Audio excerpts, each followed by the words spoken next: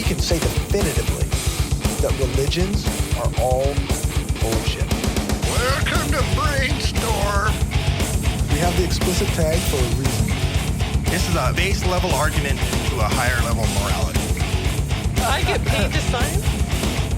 Two science as much as one can science. What the hell was my point? Trigger warning. The Brainstorm podcast will criticize your most cherished beliefs. We attack nonsense in all its forms and discuss difficult subjects. If you peddle pseudoscience, supernatural woo, or religious dogma, then this is not your safe place. This is the home of hardcore skepticism.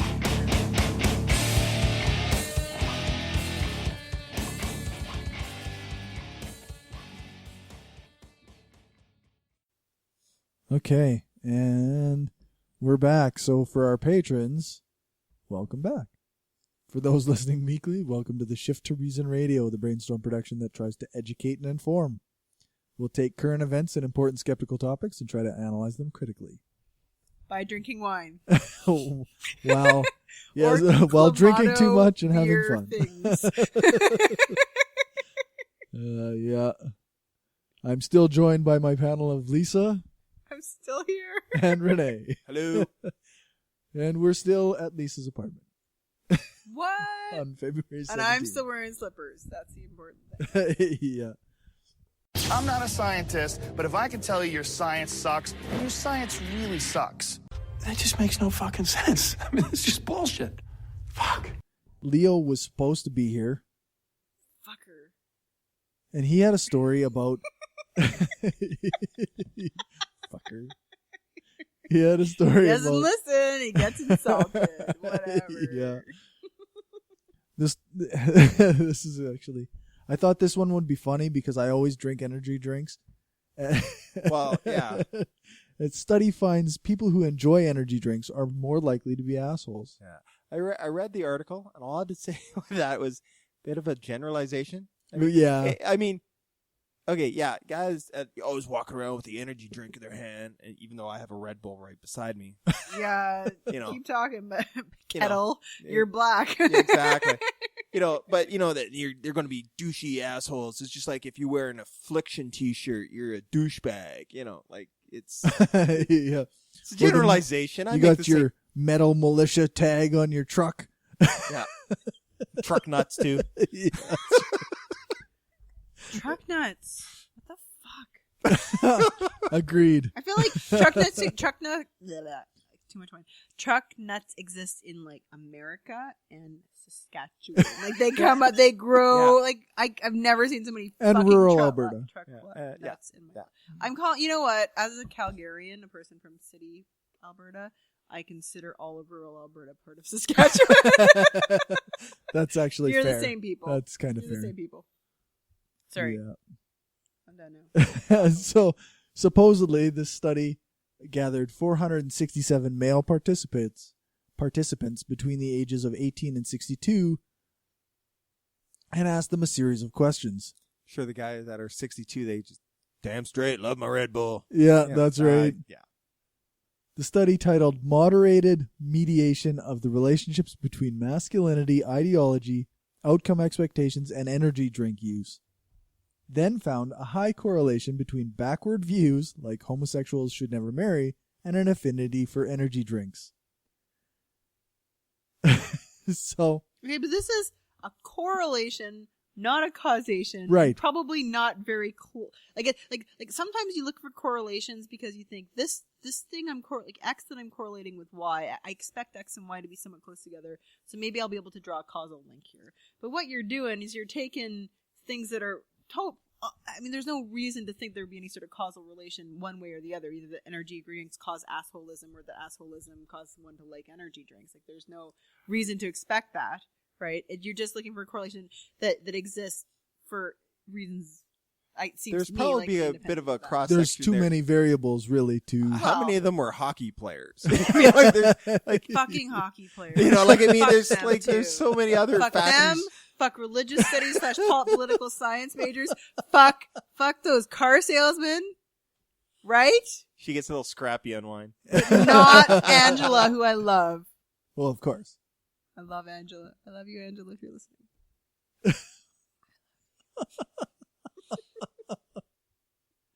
She should be helping me drink this wine. It's so sad. Why is she sick?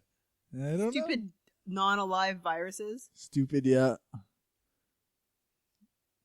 Semantically not alive viruses. Whose lack of life has no impact on the universe. yeah, that's right. Sorry, what?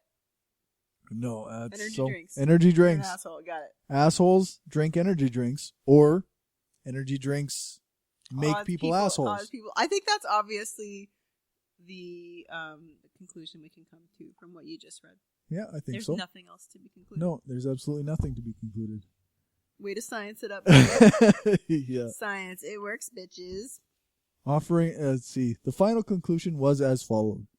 The present study adds to the literature on potential negative health implications of the endorsement of traditional masculine ideology by offering a link between predictors of energy drink use and health outcomes of energy drink use. Now that is sketchy. That is legitimately a very, which is, again, because you're not looking at something causal. Yeah, that's right. That is legitimately very bad language. Not a good study. Now this is a kind of this is like a mainstream news article written about a study. This isn't the actual study itself. No, as that's published. This is an interpretation, and I gotta say, a lot of reporters really get things wrong.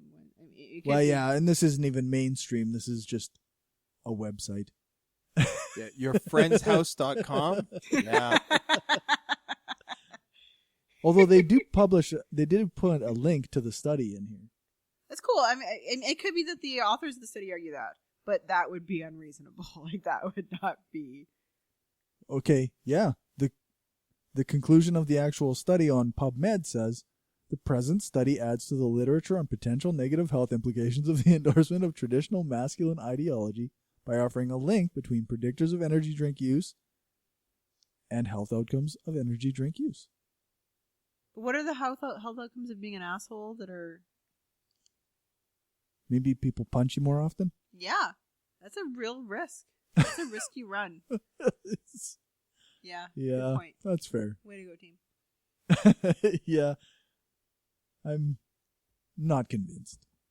This is not... Moi non plus. Not great. So, high fructose corn syrup and cancer. That's me. Are they related? Are they related? Okay, so you can do what I did, which is to mostly read what Corey sent you to read and talk about. Or you could listen to my summary, which is the answer is no. They're not related. They're not fucking related. As you knew. Come on. Everyone knew this shit. But the article is actually pretty good because he taught me things I didn't know. Or maybe it's a she. Let me see. No, I cannot tell because it's by the original Skeptical Raptor. So they say they went into a lot of detail explaining different types of sugar, what the definition of a sugar is. That sucrose is the combination of two specific molecules, one of which is fructose, and how. I mean, I knew this is true. Fructose is fructose, right? Like if you the fructose in high fructose corn syrup and the fructose in an apple are the same molecule. They're the same thing. Your body treats it the exact same way. Yeah. But the one just sounds much more scary. One sounds scarier than the other. At some point in this article, they say that person should be held accountable. Whoever named high fructose corn syrup should be held accountable. Right. So some poor scientist apparently should be held accountable. But the long and short of it is that no, like high fructose corn syrup is just one form of sugar that is no different than any naturally occurring forms of that. That's a naturalistic fallacy, right? Yep. Things that are natural are better. And this exact same molecule occurs in nature, and it is no different in terms of how it's processed by your body. And there is certainly no link between... Now, I mean, how would you show such a link? Like, for example, it took them, 20 years to show a link between smoking and cancer, right? Because... what did they say? That I remember reading an article quoting somebody from the time. Trying to show a correlation between smoking and cancer is like trying to show a correlation between sitting and cancer. Especially at the time, everyone did it. So how do you show that not doing it would decrease your chances of getting cancer? It's very difficult. And in the same way with high fructose corn syrup, it's so pervasive. I don't know how you would ever show this. Right. You would need a very what you call a very high powered study to do that. Meaning you'd have to have a lot of participants in the study in order to show this. Very rigorous control. It would have to be a very small effect. Yeah. As far as I know, there's no like for example, with smoking. It makes sense. There's a mechanism that you think that would cause right. cancer. Like it would cause damage to DNA by the smoke, and which would cause abnormalities, which might cause cancerous cells to emerge. But like with high fructose corn syrup, I don't know of any mechanism that might explain that. And as the author of this article points out, it makes no sense also because, and this is true of almost anything, any article that says XYZ causes cancer, like just talks about cancer, is going to be bullshit. Like, because for example, smoking doesn't cause whatever melanoma, right? Like it doesn't cause, it causes lung cancer, and it causes, right. I mean, it's certainly got, it causes certain types of cancer, and cancer is actually a very heterogeneous group of diseases that have a variety of different causes, right. Genetic, environmental, etc. Some of it blind luck. So if somebody were to say or high fructose corn syrup causes X type of cancer, then that would be some... Well, that would immediately make me think, okay, well, let me see, what does that study point to? Did they find a correlation? You know, and most reputable researchers would probably not draw even a causal link there. Again, they would draw something correlate unless you had something, unless you got to the point where, like I think recently, a few years ago, the WHO came out to say that we now have definite evidence that cured meats have a link with cancer. I think I recall. Yeah, so that actually and that was a meta-analysis over. That was the bacon story, wasn't it? That was the bacon story. Yeah, salami causes cancer. All these cured meats cause cancer. No, it's not. Wow. Now, what they said is that the science is definitive that there is some link. They didn't necessarily say the link is very strong, but they said that it's kind of gone up there with whatever smoking and sun exposure to say that there is definitely some link. Didn't say how strong it is. Yeah, right. But they did say that there is some link, which is true, and that's fine. Yeah, because at work when that came out, there was a rash of all the not smart servers going, well, I guess I'm just not eating bacon. Yeah, good luck with that. Yeah, like I said, I don't think it's a very strong correlation, and I think that it's like it's probably a matter of extent, right? Yeah. And if you eat nothing but bacon, yeah, and you know, there's a very strong correlation between eating fruits and vegetables and not getting gastrointestinal cancers, because those fibrous things clearing you out basically, right? And, you know, but so if you were to eat a little bit of bacon and lots of fruits and vegetables, I would say you're probably in pretty good shape. Like that would be my expert opinion. But yeah, so the article was good. I thought it did a really good job explaining about different types. It talks about the different molecules of sugar and complex sugars or starches and blah blah blah blah blah. It was interesting, but it was kind of fruitless because it was just like at the end they were like, yeah, and of course this claim ultimately it's bunk. A claim that's bunk. So, but no, but it was worth a read just because it definitely taught me something about like the structure of these sugars in a way that, you know, reading a textbook that's cool. Is sort of too boring to comprehend. I like the skeptical raptor for stuff like that. Cornerstone, this might be new to some of you. Scripture says that even our righteous deeds are as filthy rags to God. So even the good things that you do, even things like feeding the hungry and clothing the poor and taking in widows and orphans, as nice as those things are, if not done from the place of obedience to and a relationship with God, are completely worthless and disgusting to God. If you're not daily walking in a place of relationship to God, then the news that we have to bring you is that you're on your way to hell right now. Rene's got a story. Yeah, okay. I read the article and just kind of was like, ugh, there's shit again.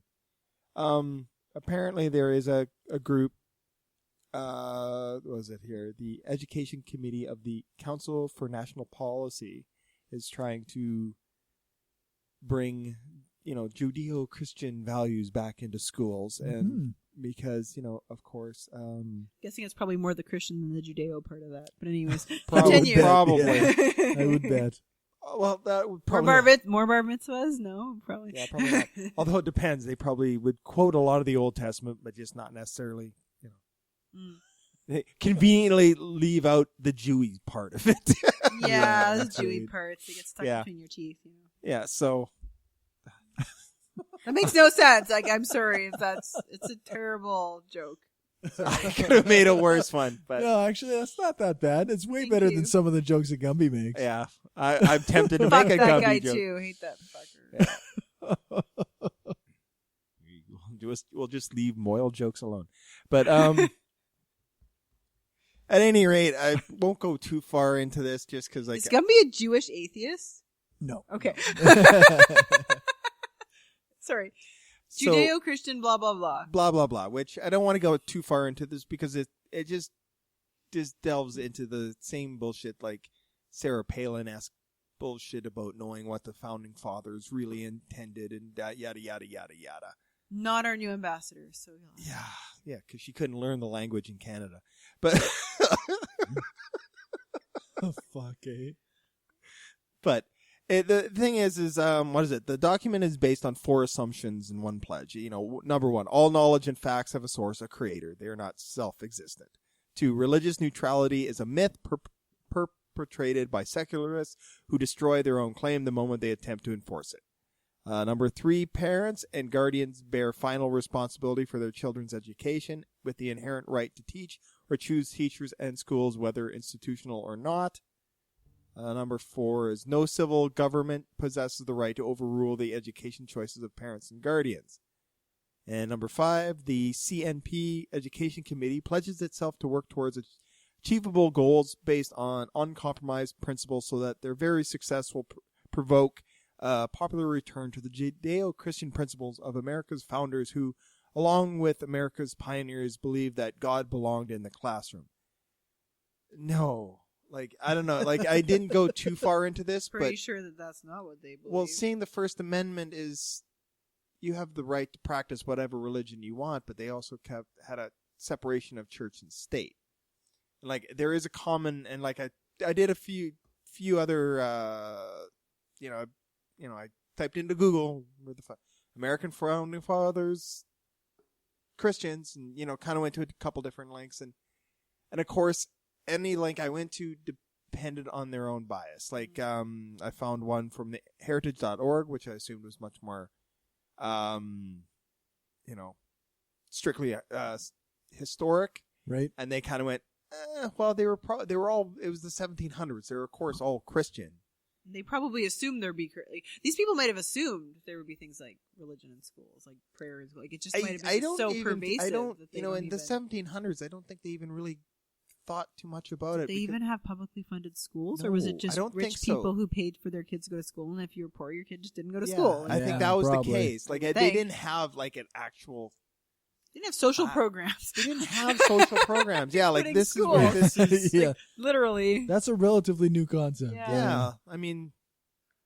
Can you go? What was point 2 again? My brain kind of stuck on that a little bit. Yeah, let's call the article back up. Let's my open bad. the link. Come on, there we go.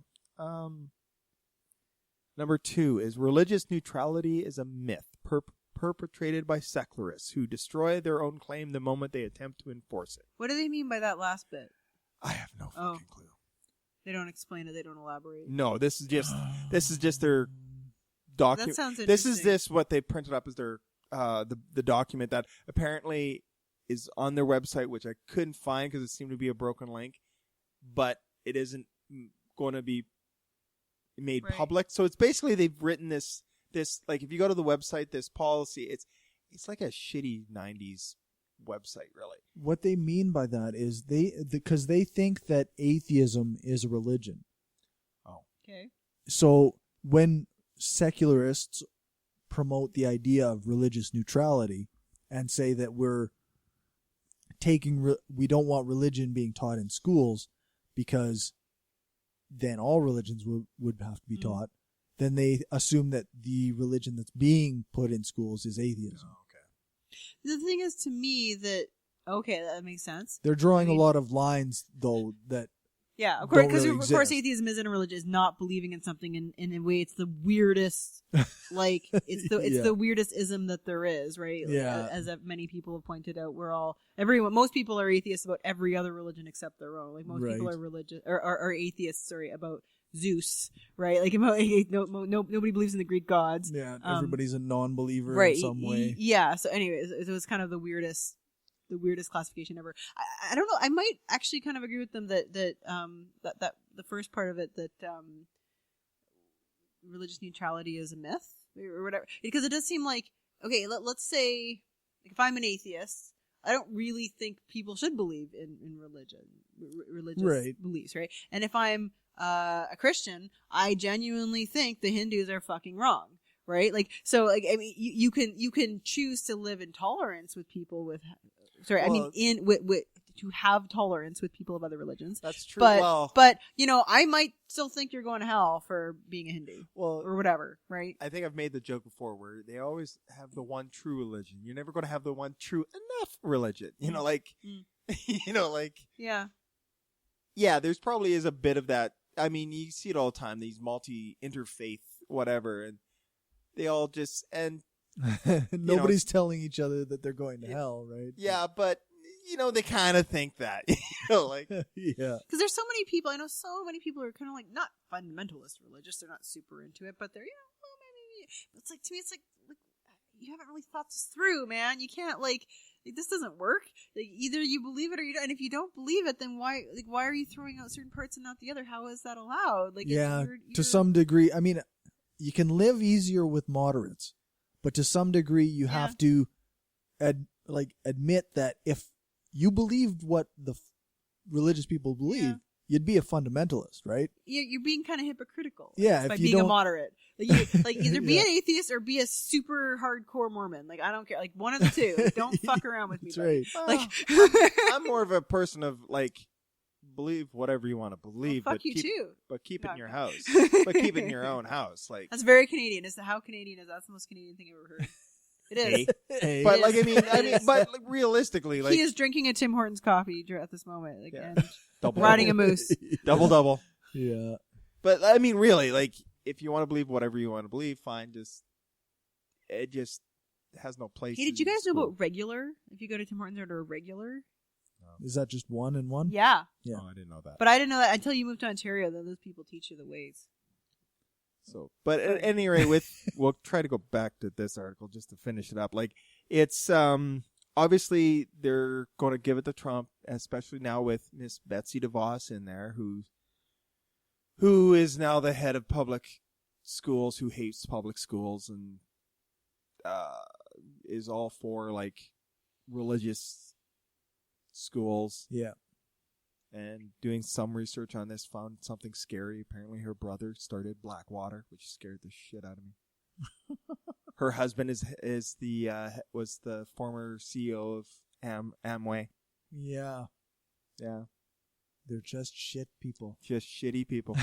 That's just the worst. And who apparently want to bring back Christian values back into schools, which is just, I don't know. I don't understand how people can pound on the table and say that the Constitution is awesome, but yet they ignore the First Amendment. You know. Well, these are the same people who say the Bible is awesome and ignore the parts of the Bible they conveniently don't like, because the Bible is self-contradictory. So if you believe in anything consistent, then you have to disregard some parts of the Bible because there is contradictory. Like, there absolutely cannot. That's right. Like, I don't know.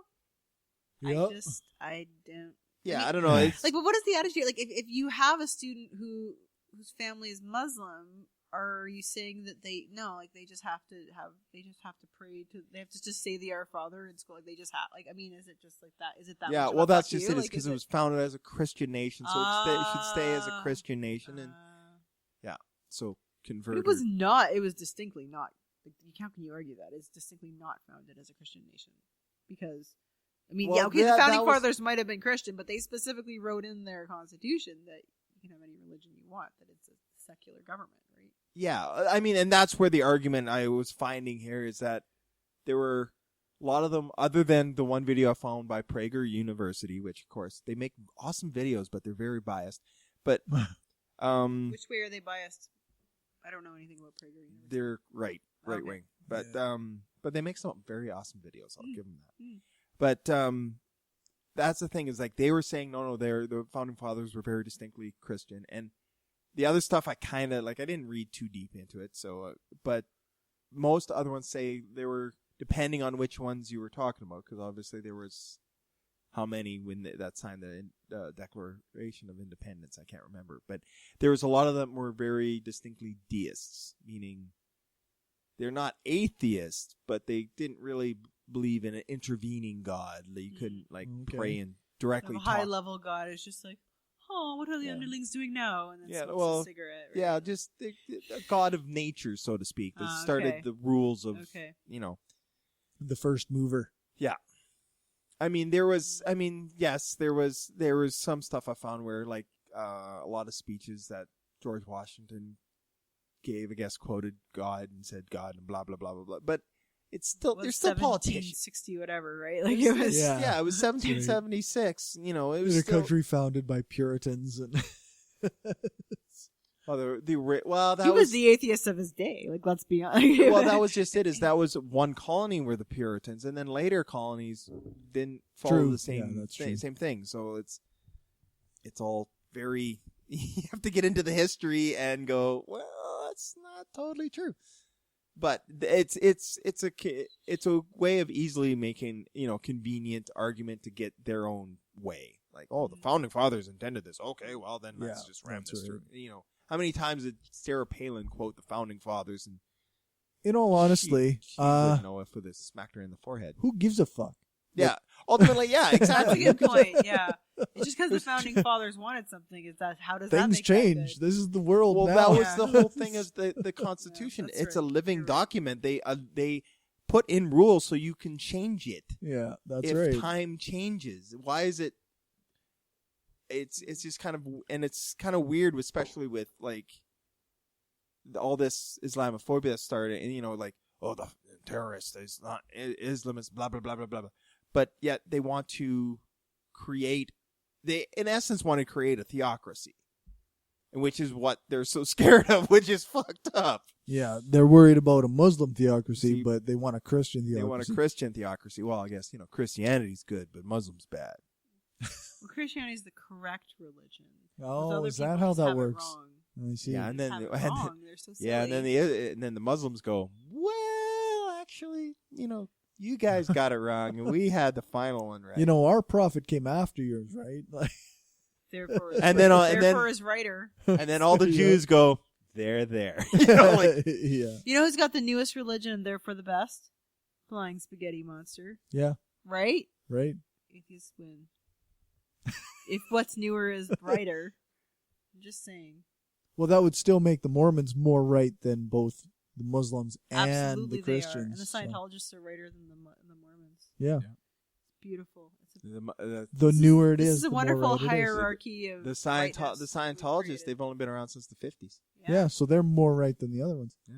The atheists have been around probably since the beginning of time, honestly. Yeah, probably, so we lose, right? Like, there were always, even in caveman days, there was always that annoying kid, like, no, that's totally not how he was. Like, we were that yeah, and then he annoying, quickly got bashed in the back of the head by yeah, a rock, for real, but like, I'm just saying. Well, there was definitely atheists in the because ancient Greeks, so. Yeah, but the atheists were the ones who were, like, in caveman days were the ones like, hey, guess what, guys? When I do this, then whatever, food comes out of there. Like, they use evidence-based practice, and everyone's like, that's cool. Like, that works for it. Like, I'm sure, like, they didn't necessarily kill the atheists, right? They're just like, yeah, this works. And the atheists like, yeah, whatever, do your dance to the...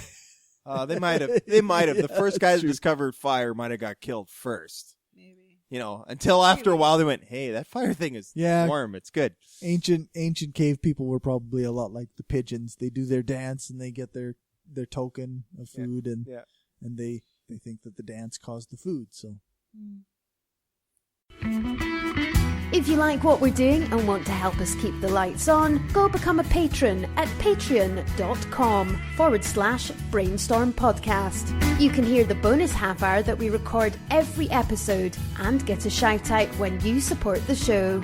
Become a patron for just $1 an episode at patreon.com/Brainstorm Podcast. Or you can support the show by ordering a t-shirt, mug or other gear from our store at caffeepress.ca/Brainstorm Podcast Gear. If you can't afford to become a patron or buy gear, then why not give us a rating or write a review on iTunes or Stitcher? Every rating makes it easier for people to find us. Thanks for your support.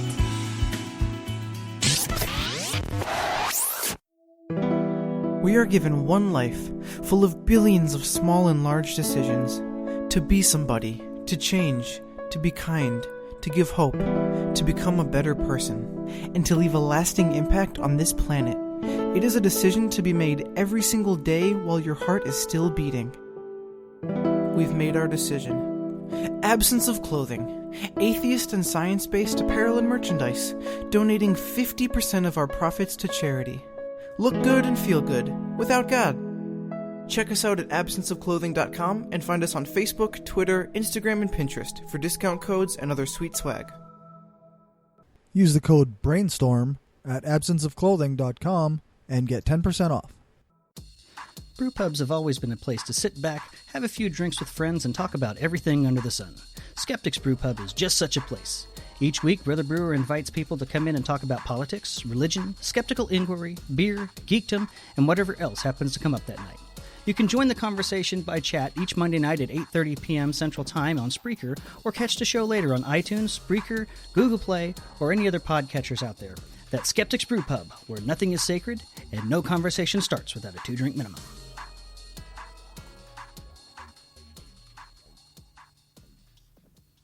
Hi friends, are you a non-believer living in the Bible Belt? Do you want to meet some amazing atheists but have a limited budget? Then check out the Nashville Nuns Conference, or NanoCon for short, which will be held on March 18th, 2017 in Nashville, Tennessee. This year's speakers include Matt Dillahunty, Mandisa Thomas, J.T. Eberhard, Gail Jordan, Jim Helton, Callie Wright, and St. Patrick, with musical guests the Sunday Assembly Nashville Band and Chibi Kodama. Just go to NashvilleNuns.com to register because it's February and I'm just now getting to producing this promo.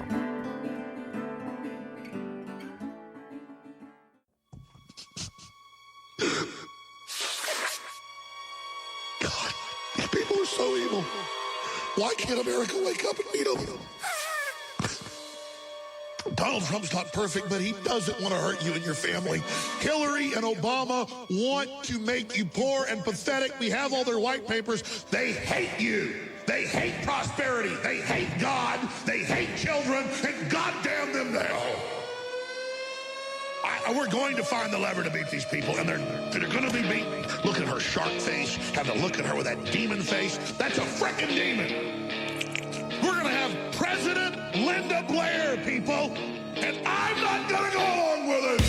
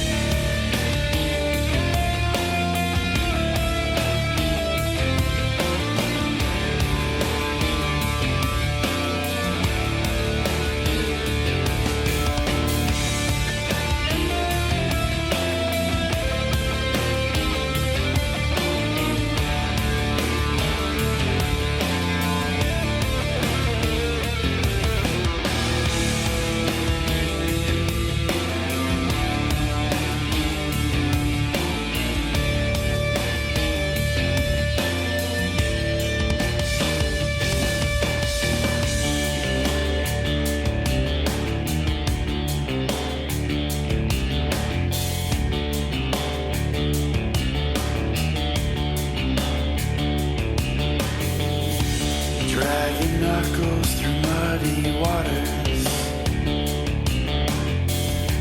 Chains are bound to my broken feet. A victory for my oppressors. Was there no warning sign for me? It's not how we envisioned. They're growing quite unkind. We failed our desperate missions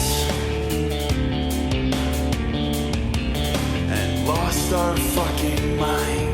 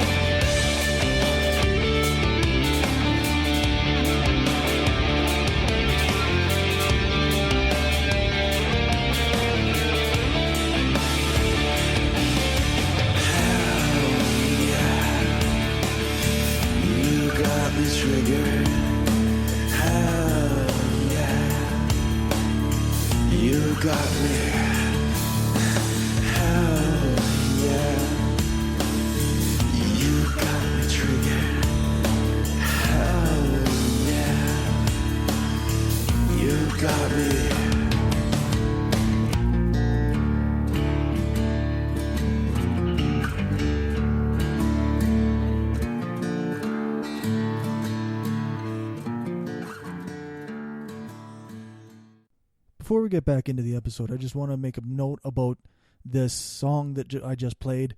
It's called Triggered. It's by A Lost State of Mind, also known as Jason Camo, who does the outro music for our show and has done music for many podcasts. He's a great friend and a great part of the podcasting community and a great musician. I just want to make sure that everybody knows that this version of this song is not the 100% complete version that's going to be on the album. He's got a new album coming out on February 28th.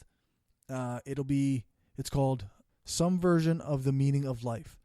And I just want to make sure that everybody knows that you can get his stuff at aloststateofmind.com, and the versions that are going to be on the album will be complete, fully rendered versions, fully mixed, and they'll be the best possible sound quality that you can get. And I urge you to go and check out his stuff and to support him as an artist so that he can keep creating great music for all of us to listen to, and all of our these great podcasts that you listen to use in as break music and outros and intros. That said, back to the show.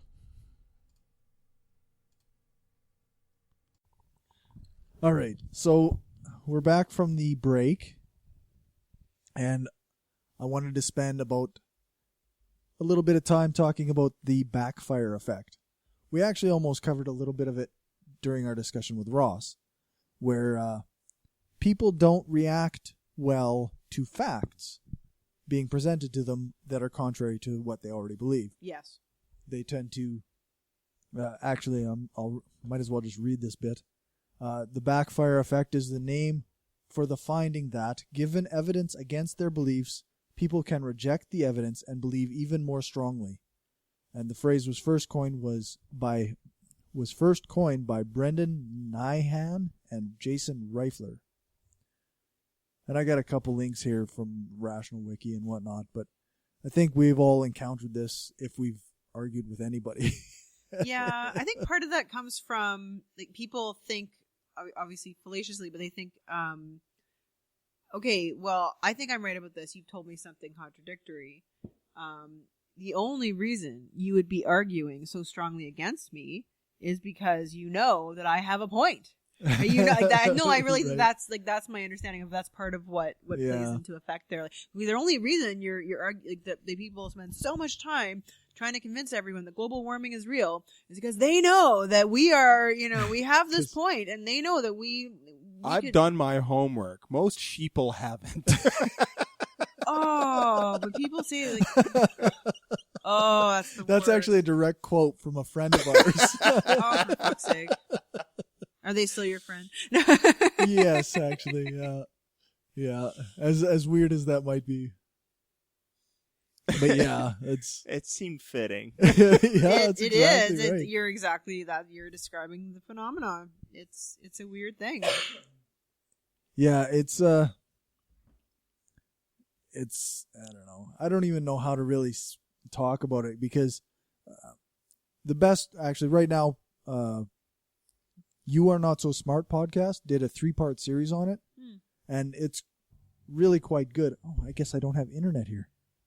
Yeah, you shouldn't be listening to our podcast. You need to go listen to other podcasts that talk about the shit that we talk about, but like smarter and shit with more organization. I think they know what they're talking about. Corey's organized, the rest of us not so much. Like, let's be honest here. This backfire effect seems to fit right into this whole Trump world we're suffering through. Oh, yeah, big where time.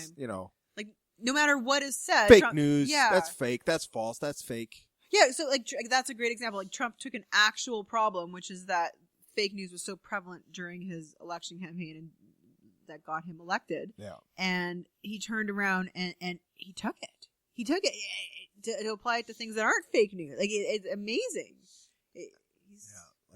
To the point where now he is basically designated any news source that disagrees with his perspective as fake. CNN is fake news. Breitbart is real. What? What universe is this? The Daily Show did a piece about that this week, and they took an old clip from the campaign where Trump literally held up a printout of Breitbart News. It was like, right now, Breitbart News is reporting this week. Blah, blah, blah. Like, how is that real news? Yeah, you don't get universe? to... In what universe? Yeah, it makes no sense at all. But, this week I'm not one to usually troll, but I got sucked right into trolling people about You're a Trump. Troll. and it was just that, where it was an online poll where they were talking about, here in Saskatchewan, how many people think, Trump is sexist and right. whatever. Yep. Oh, yeah, I saw that. Yeah, list all the ists and a couple of obes, and that's what, they said he was. And the first person that posted was saying, no, this is disrespectful. Donald Trump is a good man trying to make Right. America great That again. dude's a troll, though. That's the troll, right? I don't know. Do trolls genuinely believe the things they're saying? I think they do. I think Okay. some of them do. I think some of them are paid to do. I really do think that some big organizations pay. That's my feeling. I don't know. I don't know if I quite buy that one, but because here's the thing, like statistically, I've used this example before. Like you read a CBC News article, people who read CBC News are lefty, right? Generally speaking, it's a lefty. That's who they're appealing to, right? And you look at it, and the first 20 comments when something's posted are all right wing, ultra right wing. It makes you wonder, eh? Well, either people who are serious believers are trolling on there just to like get a rise of the lefties, but I really truly believe that whatever Russia or whoever is paying. I mean, and this is me, I guess, just being crazy because I have no. That's a little.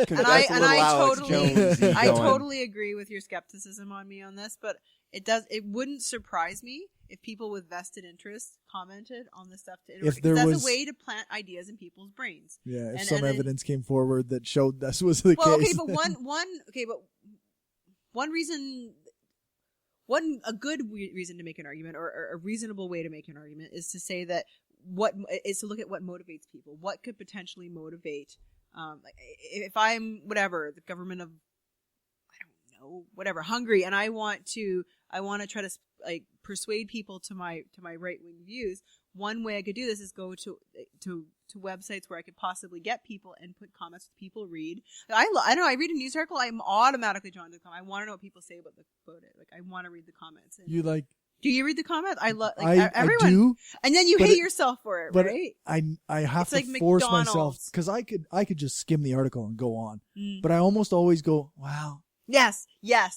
How are people reacting? Yeah, and you're just like, the comment section, and then I always regret it immensely. Regret it. Yeah, and it's like eating lose McDonald's, what right? little faith I have in Yeah. humanity. Yeah.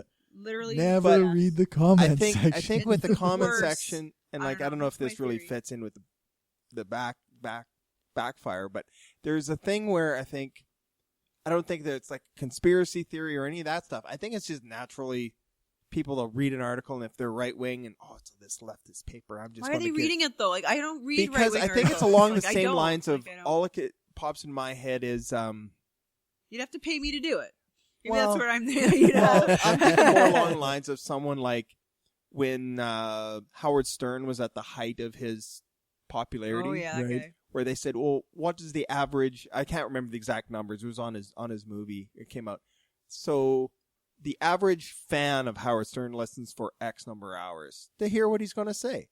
What about the people that absolutely hate him? Oh, they listen twice as long. Yeah. Just to hear what he's going to say, just so Really? they can fire back at him. Do you guys watch and read? I mean, okay, so I believe that it's actually a great idea to watch and read and listen to points of view that are different or opposite than your own. I think it's as long as it's it's so frustrating though. But as long as it's sober and as long as it's rational, like if it's like sensationalistic and a lot of bull, like that shit, I can't even. I have no patience for that shit. It kind of depends. But a real argument, a real conservative making a real argument, I'm really interested in hearing. I genuinely. Well, an example I would have is I'm reading the book An Atheist and a Theist Walk into a Bar by Justin Schieber. Okay. And it's a discussion between him and Randall Rouser, who is a theist. And I cannot sit there, I can only read it in 15-minute bursts because the points that Randall Rouser makes start infuriating me. And then to see the guy representing my side concede many of those points just for the sake of the conversation. Really? Makes me crazy. Oh. But that sounds like a shitty conversation. If somebody can't make a good argument, why would you concede the point to them? You could say, let's move on. That's how I feel, but he in order to keep the conversation moving, he seems to concede these points, and it's just like... prayer could potentially work. It could work. It could work. Well, I'll just give you conceding. that. Let's move on. I don't want to get dwell. No, you don't get to do that. No. Yeah, he's at the. This is me making it up. I have no idea what the content of the book is, but I'm just saying as an example. Well, one of the examples is they discuss the definition of God. Okay. And oh no, they don't do the the universe could be God thing because that no, they start off with what they define as classical theism, and then they say, oh well, God is this. It's omniscient, omnipotent, and all good. And then Justin says, well, imagine an all-powerful, all-knowing being that is ultimately evil. And Randall Rouser just says, well, no, that's not the definition we agreed on. So he just basically rejects his and then Justin seems to, I mean, at the point I'm at anyway, he seems to just concede, okay, yes, that's not the definition we're talking about, rather than letting him have, rather than fleshing that discussion out. Like maybe let's redefine. And I mean, maybe it's just my own bias going, oh God, this is terrible. I don't really have a problem with it, although, I mean, I guess because I don't have super deeply held beliefs. Like I can listen to like a conservative and go, yeah, whatever. You know, it's just like listen to like mostly for when it comes to politics. You know, like it balances out. Other than I find on the right side, it is definitely a lot more just screaming heads. Right. You know, like, and that shit I can't be bothered to listen. No, you know, like yeah. I used to actually that's not real. I used to listen to Alex Jones all the time for the lulls because I found it hilarious. Yeah. Like just the shit that came out of his mouth. I stopped listening when I got into episodes where he took callers because then I went, holy shit, there's people out there that are crazier than he is. And that's when I kind of... Were you like, oh, these are the listeners and I'm a listener. I don't want to be these people. Yeah, I'm not just a listener like, anymore. These people, I'm listening because I think it's funny because it's like just batshit insane. These people actually are buying his shit and then feeding into it. And pushing him to go farther. And I'm just like, okay, that's it. I'm out. You know, yeah. So. No, I don't like stuff that's, no, I don't do that. I mean, there was a couple times I've switched to like the Fox channel just to see, but same thing is that I found most of them to be just fucking screaming heads. Every once in a while I'll watch Bill O'Reilly and find him almost reasonable. He's the sober one. Yeah, he's the sober one. He is. Who's that, Megan the Kelly, one guy that tore gone. the strip off of, he was screaming at the camera or yelling at the camera the other day, but he was yelling at Trump, like saying, like, of course people have to ask these questions about Russia and why your age. You mean Jake Tapper? It could be. Yeah, he's from CNN. Oh, okay. Because, yeah, I was like, holy shit, this is on Fox News. Like, this is actually really good content. I think even Fox is going, Trump, you're a fucking wackaloo. Jeez, eh? But if you think about Fox as being in the pocket of the Republican Party, the Republican establishment doesn't like Trump, never liked Trump, and they're just using him to get, you know, they're kind of tacitly throwing their support behind him in order to get the things they want, right? Yeah. Like, but they got to realize that this isn't making them look good, right? Like, it's not it's bizarre. as beneficial to them. Yeah, that's just it. Is there's definitely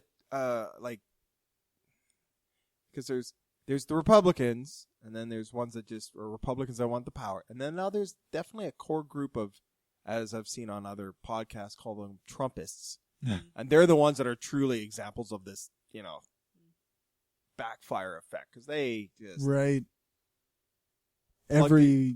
plug their ears and just everything. Yeah, everything he says is good, is great. It's just keep it up. It's like holy fuck balls. Have you ever tried to listen to Trump like as one of his supporters might? Like I've tried to do this before. Like I can't. I've come to the conclusion I can't listen to him more than 10 minutes. I just no. But end up flipping off. No, the I hear screen. you there, but I like you know. If I listen to him just as myself, like with just like I can't. It's so hard to comprehend how anybody could be taken by that because he's so obviously a buffoon. He's so obviously idiotic. He's so obviously has a completely skewed view of reality that is not representative of the world we live in. So I mean, but if you say, okay, look, imagine I live in the Midwest and. You know, over the last 20 years, you know, when I was growing up, people had jobs, people, you know, had money, and now I've seen our jobs go to a factory in Mexico or whatever, you know, and I've seen things decline. And I haven't seen, you know, a lot of benefit under presidents of the last 20 years, and despite what they've, I can see that argument. I know, but so if you listen to him and you think like that person, it is actually possible to be compelling. If you don't just think like, oh, obviously what he just said is totally false, therefore like but if you buy it and you say, oh, and he says things like put America first, you think to yourself, well, yeah, like it seems to me like everyone's been putting other countries first, and why not putting our? Like, I mean, it really, it's possible to see from. It's like looking at a magic eye. Remember those things from the 90s, where you saw the image pop out, but you crossed your eyes. That's how I feel like when I listen. I think of Trump as more of a Rorschach test because of all that. Like, I mean, I can see, I can see why those are concerns. But how the fuck is a guy that has, you know, inherited all his money? You know, lives. He's saying it, dude. He's saying it, and that's what they want to hear. He's saying what they want to hear, and the thing is, they respect it. Or they say, "Wow, dude, who's made it, right? Like that's that he's the American dream, right? That's the idea, right? Like it's conveniently forgetting the fact that you know he actually inherited born into that money. He actually inherited most of his money. He's been bankrupt how many times, has money because he's screwed over. Like, I agree with you, man. I don't disagree. Right. I'm just saying, like, from it just seems. I mean, if I was totally ignorant of what's going on, then I guess maybe I could buy into the argument. But okay, come back to this whole idea, the backfire effect. For me now, as somebody who truly has zero respect for Trump, I actually think I have negative respect for Trump. He would have to do something good in order for me to get to zero respect. Yeah. Right. I'm in the red with Trump in terms of respect. If he says something, it actually probably backfires on me. I have that bias with him. If you know, if he was like, if he were to turn around and say, you know, I think it's a really good idea that we have more science education in our classrooms, I'd be like, I don't know. I'm not sure. Like, you know, really, like to me, like if he likes something, well, that's the thing. Like, he's such an idiot that if he likes something, I question whether or not I should like it. It's to that extent, right? Like, I mean, how can you go? I mean, he's such a tool that, like, even a stop clock is right twice a day. He's not even right twice a day. No, that's right. So I listen to you guys know I listen to way too much of Sam Harris's podcast, and there's a hilarious one. You guys have to listen to this. It's his like Ask Me Anything 4, I think, from like 9 months ago, and he goes on this tirade on Trump. And is that right? And the thing is, he's kind of got his certain views on certain things that are kind of right leaning, so he has like a bit of a right audience in there listening to some of his shit. Yeah. And they really did not like, they shit on him because they did not like that he was so anti-Trump. But it's hilarious. Like, for example, it was right around the time where Hillary Clinton had her bout of pneumonia, and people were saying, well, she's not, what about her health issues? Is she fit to be president with her health issues? And he says, to me, the health issue is completely unimportant, because if Hillary Clinton could be on life support, then I would vote for her. If somebody said to me, you can either vote for Trump or vote for, I will randomly choose any citizen of the United States to be president, and you can vote for that person, I would take what's behind door number 2. That's how idiotic this man is.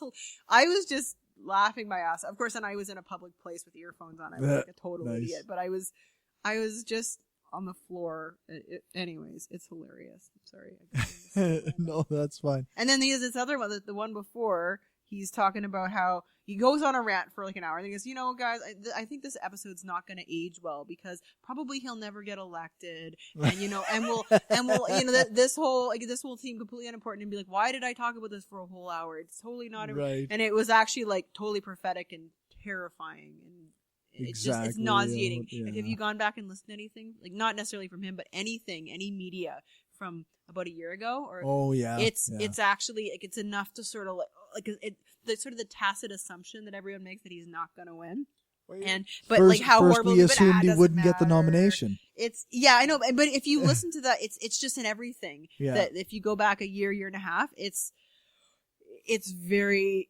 What you have to do is go back 2 years or more before the campaign started, and then people talk about anything other than Trump, and it's beautiful. Like, sometimes it's just worth just to forget that there was. It's this terrible irony is that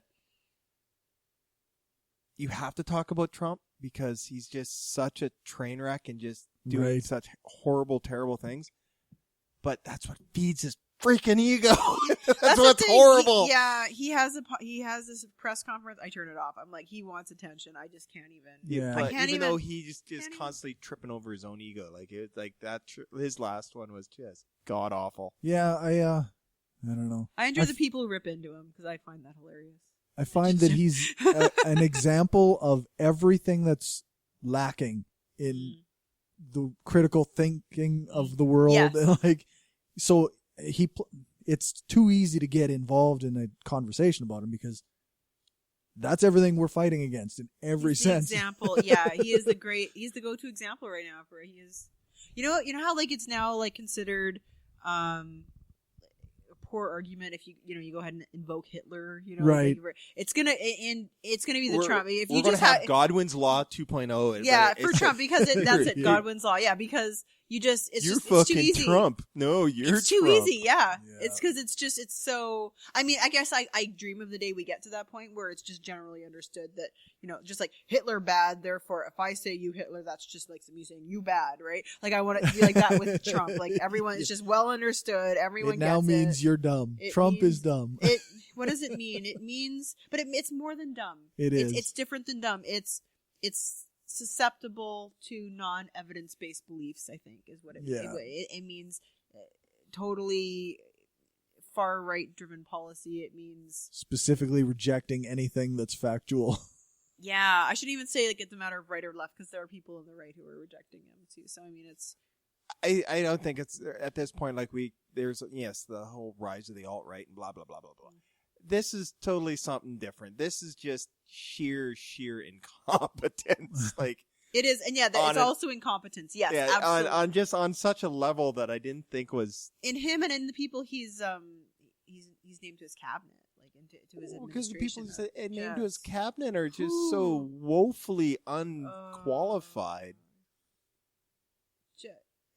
The scandals, people are already having to resign a month into the presidency. We're only 4 weeks in.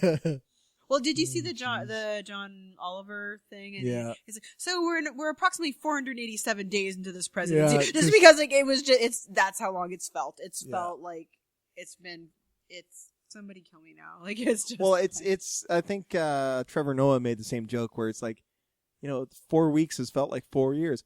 4 more weeks. 4 more weeks. Yeah. Oh my would it God. be cool if it was over in 4 more weeks? But then wouldn't we just have what's his face? Maybe. Pence, yeah. But Pence is Je ne pense pas that would be a good idea. Well, he's an just ideologue. To bring my bilingualism into this, which is also very bad. It is, but you can I think you can predict his thinking. The thing is, I think there might be the difference there is yes, Pence he's yeesh, but you kind of go. I think he would actually try to function. He ran a state. He might be more compliant with the norms of the office, and he'd be more predictable. Yeah. And I think that's where. But being predictably reducing access to abortion and reducing funding to education and cutting out any sort of healthcare that they have in that country is being able to predict that isn't really that much of a comfort, but I mean, right? unfortunately, that was going to happen anyway. I mean, if you look at how the election worked out, I mean, Trump won, the Republicans won control of the House and the Senate. Yeah, House I and mean, Senate, both. Those are elected separately. Yes, that is a big. So there was a really good piece in Vox this week talking about how the presidency really isn't a dictatorship. It isn't the be all end all, and in fact, no, presidency gets a lot of attention, but in fact, in terms of what's written in the Constitution, doesn't have that much power, whereas Congress doesn't get that much attention, less sexy. If I remember branches, but they have more power. Trump can only do what he wants to do with the consent of Congress. And the founders. Let me just finish this though. Yep.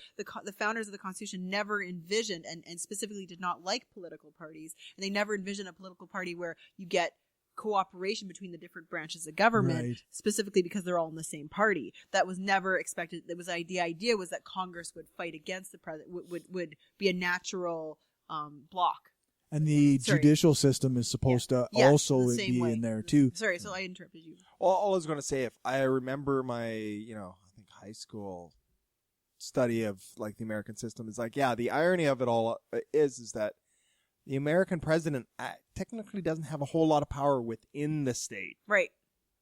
within the U.S. Yes, internationally.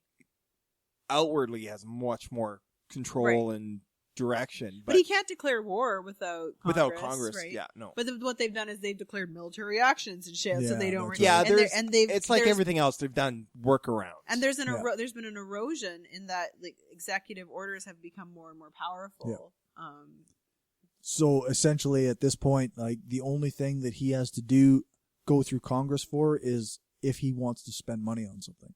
Yeah. He can basically do whatever he wants unless he needs money for it, and then Congress has to approve. But it is very of nice and interesting to see the judicial branch sort of thwarting things. The check and balance, yeah. Yeah, there's got to listen to the Opening Arguments podcast. They really tear that a bit apart because the Ninth Circuit hasn't officially ruled that this is unconstitutional. It's like they've put a stop. A temporary stay was put in place by a state level federal judge, and then the Ninth Circuit it's appealed to the Ninth Circuit, but they also tried this other way of going through the Ninth Circuit, and that method the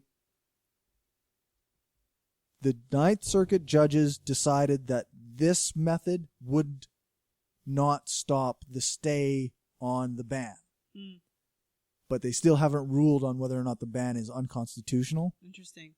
So that's still because coming. they have to still figure out if it's a Muslim ban or not. Oh, Jesus, eh? Once again, backfire effect. Yeah, that's right. It's not a Muslim ban. Then why did he call it a Muslim ban? But no, for being really, it's like, why do you know this is a bad idea? Because Trump supports it. I therefore know it's a bad. Like, it just totally follows. Like it really does in my biased brain. Like, I mean, even though in theory I should take everything that he proposes and everything he says and analyze it. Yeah, you know, that is actually the way I should. Except, but my bias says I have a handful of people like that. Like, if Alex Jones believes a thing, it's bullshit. Yeah. If Milo Yiannopoulos says a thing, it's bullshit. And if Donald Trump is for a thing, it's bad. Okay, but if these people can say things and they can tap into something, right? Like some people will support them. What is it that they're tapping into that's real for these people? Like, what is it? What is it about? Does it mean that our education system sucks because they're so uneducated as to believe that? Kind of I'm not saying on there's a direct thing that it means, like that they're directly correct, but it definitely implies something that if they can get this level of people to support them, what does it mean?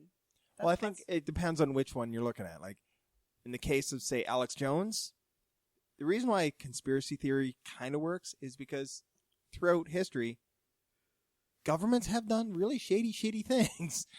Does this mean there's some vast globalist elitist conspiracy, you know? Is he a 9/11 truther? Oh yeah. Yeah, I think so. Yeah, yeah. Everything's a psyop. Everything is a false flag. Yeah. You know, and you know, like I mean, Milo Yiannopoulos. I'll admit I don't know enough to go with that. He's a I don't know. Everything he says is bigoted in some ways. It's really hard to But then you go to extend it to Donald Trump. The thing is what is he at heart? He's a salesman, and he's saying whatever to. But what is he? He's self-interested, right? Like, oh, he's absolutely. only interested in advancing and the weird himself. thing is you know what? That's the truth. That form of arrogance or self whatever somehow works on a certain group level of people. Like, well, it's an American value in a way. Like, Americans value that more than anyone in terms of like a capitalist who, capitalism is an inherently selfish enterprise, right? That's the whole basis of it. Yeah, that's right. There's an admiration for that there.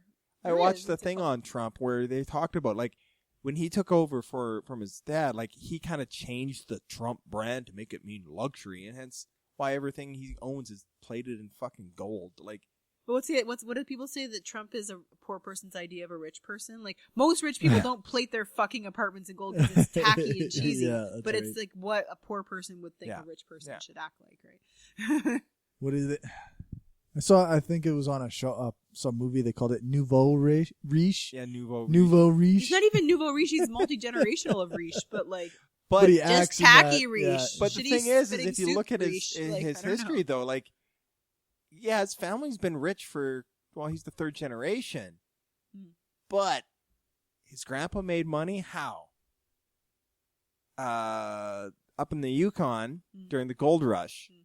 I've been hotels where he supplied. Is it hookers? Hookers, whatever they needed.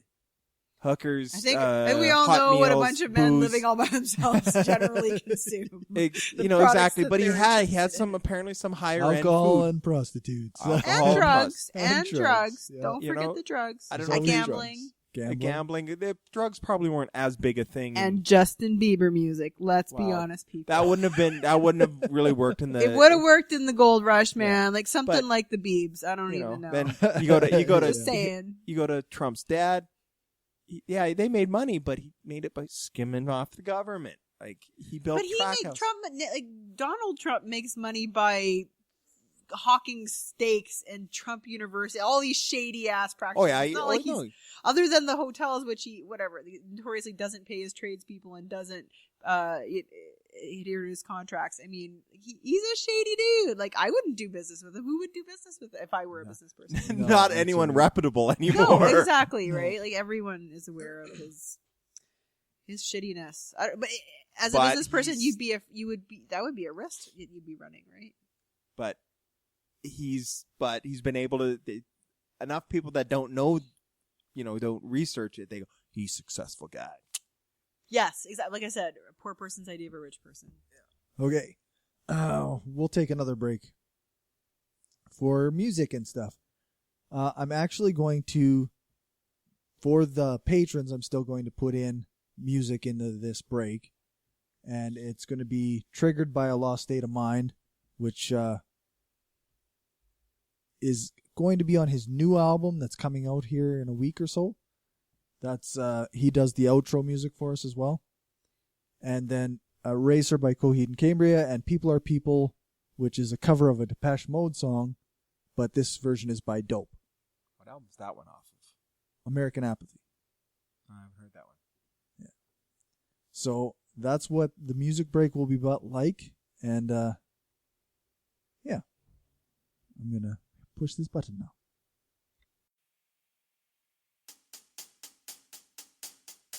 So we didn't take the time last night to record the outro, so I'm going to do it right now. And I'm just going to insert music after, and I'll do the outro and let you know everything that's going on. So we have a new patron this time around. Thanks to Aaron for supporting the show on Patreon. We really appreciate it. I've been talking to Will, and we're working on a future date for him to join us on the show. This might be a feature for $10 and up patrons. Frankly, Will is the most active of our listeners as far as feedback and emails are concerned, so we were already considering having him on, but when he upped his per-month donation, that clinched it. So we're figuring that out, and it will be on the upcoming events page as soon as I get around to updating everything. Remember that if you want to get in touch with us, just send an email to mail@brainstormblog.net or go to our website, brainstormblog.net, and click on the contact page. You check out the website for the demographic survey. There's a link at the top with all our website sections, at the top of all our website sections, or you can just type it in yourself. It's survey.libsyn.com/brainstormpodcast. So the episode of The Wayward Atheists that I was on came out about 3 weeks ago, and I haven't done the show notes, so you won't find a link on the website yet. But if you want to, check it out on Spreaker.com and just look for The Wayward Atheists. It was their far right versus far left series, and it was the first part where we discussed the far right fascists kind of gaining power right now. Then the episode of the Inciting Incident podcast that I was on came out exactly 2 weeks ago, as of last night, I guess. And the story is the same. Our show notes aren't done, but if you want to check that out, Go to incitingincident.libsyn.com, and it's episode 78. I also did an interview/chat with Jonathan from TDTF Pod, and as soon as he's got that out, I'll let you know. And tomorrow night tonight now, I'm going to be interviewed by Rob and Amy of the Secular Yakking Podcast. And on Tuesday, I've got a debate on the Wayward Atheists with Edward Smith about free speech and no platforming. So keep your eyes out for those. I'm working hard at preparing for the debate, and I hope it goes well. So that's the end of the episode. I just want to say sorry for the weird order of everything and weird length, because everybody got sick. We ended up having to record in an apartment versus in the studio, and we only had 3 people rather than the full crew, and we had technical glitches all over the place. I hope everything sounds okay and that you'll come back next week. Make sure to check out the show notes on our website. I'm working diligently at getting those updated. You can get bonus content, full-length ad-free episodes, and other bonuses, including random snippets of whatever we happen to come up with. We're recording little 5, 10, even 15-minute snippets in between episodes and just posting them to the Patreon page. So far, I'm the only one who's done it, but I know the other crew members have recording soft apps on their phones and whatnot, so I expect there to be more content coming. Thanks to Daryl, Will, Rob, Nathan, Destin, George, Stephanie, Janet, and now Aaron for being patrons. Join us in 2 weeks for the next live broadcast on Spreaker. Just enter Brainstorm Podcast into the Spreaker search bar, or you can go to our website and check out the live show page and the upcoming events page. Remember to rate us and write a review on iTunes or Stitcher. Hit that subscribe button. If you leave a review, then let us know, and remember to tell us where you're from so we know which store to look in. Thanks to Dave for our intro music. Thanks to Alex Kepper-Murdoch for doing voiceover for the intro and some of our ads. And thanks to Jason Camo for our outro music. You can find his stuff at aloststateofmind.com. All music played is either with permission or under the SOCAN license to play. For more information on SOCAN, you can check out the music license info on our website, brainstormblog.net. T-shirts, mugs, and other cool shit is available at cafepress.ca/brainstormpodcastgear. We'd love to hear from our listeners, so shoot us an email at mail@brainstormblog.net or go to our website and hit that contact page. If you have a podcast or website and want to shout out or have a promo to play, let us know. Thanks for listening. Make sure to join us again on March 3rd with our guest Marissa McCool, author of The PC Lie and host of the Inciting Incident podcast. Thanks again, and remember, the truth matters.